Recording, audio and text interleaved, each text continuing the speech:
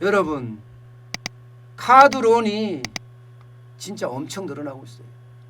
폭정이라고 이야기할 만큼 늘어나고 있습니다.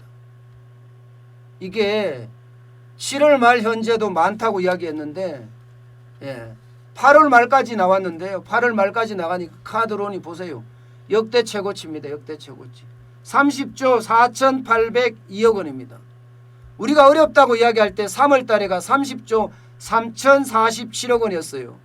지금 8월이 30조 4,802억 원이니까 역대 최고치를 또 경신한 거죠. 역대 최고치를. 이게 카드론이라는 게 여러분, 일반적으로 보면 일금융권에서 대출 못 받는 사람들이 카드론 받습니다. 다시 말해서 저신용자가 받는다는 이야기예요. 여기에다가 하나 더 취약계층이 많이 받는다는 이야기고요. 자영업자가 많이 받는 이야기다는 이야기입니다. 결국 카드론 쪽으로 굉장히 많은 게 지금 쏠림 현상이 일어나고 있다, 이렇게 보입니다. 카드론으로 간다는 것, 많이 몰린다는 것, 저신용자가 몰려있다는 것, 취약계층이 있다는 것, 일금융권에 받지 못하는 사람들이 카드론을 받는다는 것, 자영업자 지금 장사가 안 되는데 카드론을 받는다는 것, 이런 걸 전체를 종합을 해보면 이게 돈을 갚을 수 있는 힘이 굉장히 약한 사람들이 카드론을 빌린다, 이런 이야기가 됩니다.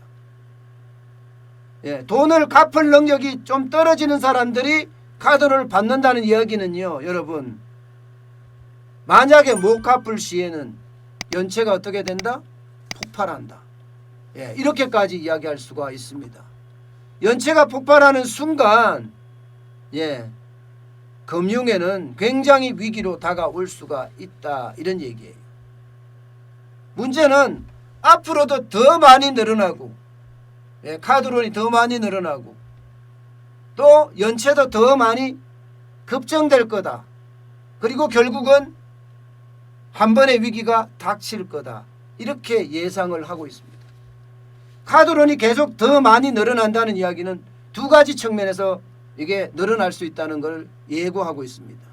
하나는요, 대출 총량을 금융당국에서 카드론 관리하지 않습니다. 금융당국에서 총량 관리를 안 한다는 것. 지금까지는요, 제2금융권, 저축은행 이런 데는요, 대출 전가율이 5%에서 8%, 여기를 계속 기준으로 두고 꼭꼭 재워왔어요. 그런데 지금은 비상시국이라고 해서 금융당국이 여기를 봐주고 있습니다. 그래서 지금 벌써 카드사, 일부 카드사는 7%를 넘었어요. 7%를. 연간 5에서 8% 제어하던 것을 이거를 총량 관리를 안 하니까 안 하겠다 이거예요. 비상시국이기 때문에. 그래서 7%까지 늘어요. 여기에다가 레버리지 비율도요, 늘렸어요. 6배에서 8배까지 늘렸어요. 6배에서 8배, 6배에서 8배까지 늘린다는 것은 내가 1억이 있다 이러면 5억을 내가 돌릴 수 있었거든요. 카드론으로. 레버리지 비율이니까요. 1억을 가지고 6배 키우니까 6억이 되는 거잖아요. 그러면 그 중에 5억을 돌릴 수 있다는 얘기잖아요. 근데 이것을 8배로 늘렸습니다. 1억을 갖고 있으면 6억이 아니라 8억을 돌릴 수 있다는 거예요. 8억을 돌릴 수 있는 그 중에 7억을 돌릴 수 있다는 얘기. 그러면 카드론은 앞으로 더 늘어난다, 이렇게 지금 봐야 되는 거잖아요. 정부가 그렇게 늘린다는 거예요. 여기에다가 두 번째, 지금 위기는 현장 바닥에서 계속되고 있습니다. 바닥에 위기가 계속되는 한 쉽게 받을 수 있는 카드론을 받습니다. 그러면 7개 카드사에 카드 7장을 만들어 놓고 돌려막기 하는 거예요. 돌려막기. 지금 그런 사태가 일어나고 있어요. 2004년에 카드 사태가 바로 이런 사태거든요. 너무나 많은 사람들한테 카드를 발급을 해주니까 이 카드가 돈 같지 않은 거야. 여기서 꽂고 저기서 꽂고 저기서 꽂고 이러다가 보니 카드 사태가 나타난 거거든요. 지금 카드론도 그렇게 될 가능성이 굉장히 커졌죠. 워낙 어려우니까. 취약계층 먹을 거 없어요. 생계비가 걱정되는 데가 취약계층이에요. 자영업자 장사 안 됩니다. 자영업자가 얼마나 많습니다. 전체 경제활동 인구의 25% 이상이 자영업자예요. 25%. 4명 중 1명이 자영업자라는 얘기예요. 그럼 굉장히 어렵다는 이야기잖아요. 그 자영업자들은 어떻게 하나요? 카드론 쓴다는 이야기예요. 카드론 쓴다. 여기에서 가장 제가 크게 문제가 되는 것은요. 가장 크게 문제가 되는 것은 바로 다중채무자들이 많아진다는 거예요. 다중채무자들. 다중채무자다 이러면 세계은행의 어떤 금융기관에 돈을 빌린 사람이 한 달 이상 돈을 빌린 사람을 다중채무자라고 하는데 이 카드를 쓰는 사람들이 다중채무자가 많아요. 거의 10명 중에 4명 가까이가 다중채무자라는 거예요. 카드론을 쓰는 사람들 중에 38.6%입니다.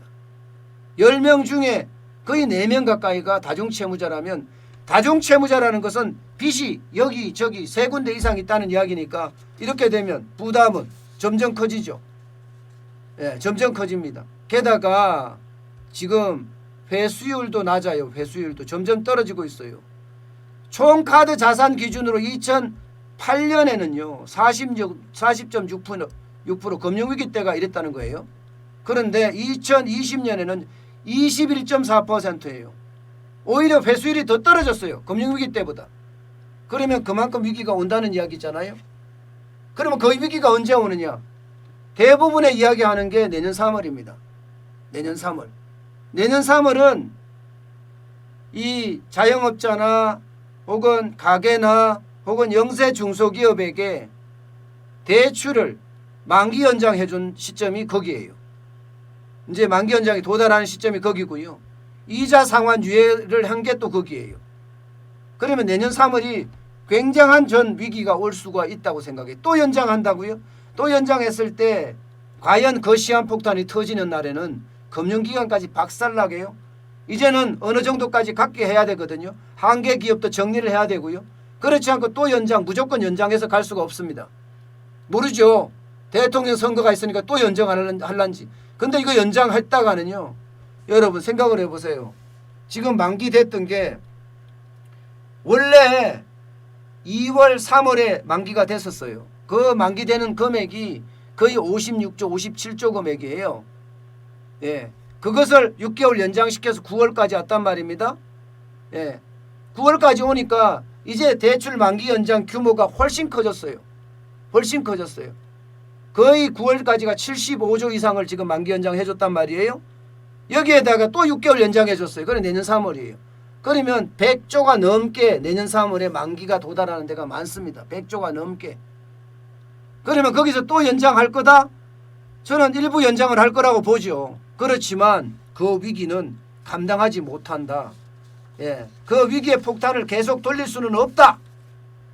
그래서 저는 카드론이 결국은 한바탕 위기를 치고 지나가지 않을까. 저는 그런 생각을 해봅니다. 그래서 카드론을 통한 위기가 굉장히 우리에게 타격이 될 수도 있다. 이런 생각을 해봅니다.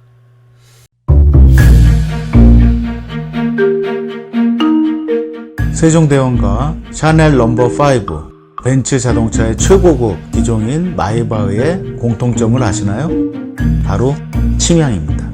침향이란 동남아시아에서 자생하는 침향나무가 상처를 입었을 때 스스로를 보호하기 위해서 분비시키는 침향나무의 진액입니다. 진침향은 태국산 침향과 러시아산 녹용, 그리고 국산 홍삼, 백봉령, 산수유, 당귀, 숙지향, 꿀로 이루어진 침향환으로 만성 피로나 또 스트레스, 기력이 저하된 직장인분들, 또 수험생들, 연세 드신 어르신분들이 드시면 좋은 환입니다. 진침향 여러분들께 자신있게 권해드립니다.